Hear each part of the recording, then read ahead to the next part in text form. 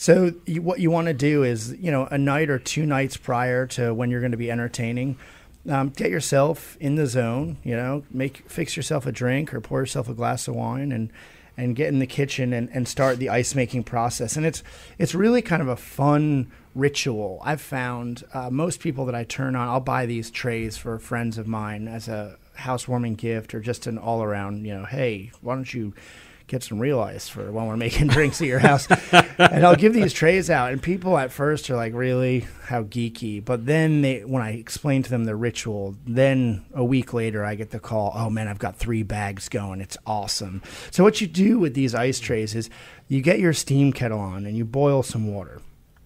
The reason you boil and you get all that evaporation going is many of the impurities that we find in water will actually remove itself from the water. You're in a sense distilling that water. That steam that's coming off the water carries a lot of those deposits, mineral deposits, and impurities out. So when filling that ice tray, you want to fill it about a third of the way with that boiled water.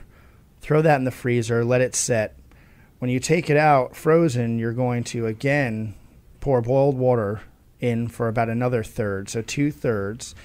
The reason you're doing this is you're pouring hot water on top of the frozen ice. That's going to bring the temperature down again. It's going to take longer to freeze. If you were to just pour room temperature or cold water on top of what's already frozen, it kind of freezes in layers, and you want one amazing clear construct. So you actually want to melt the ice again and bring it to freezing, and then you'll do that a third time if you have the time.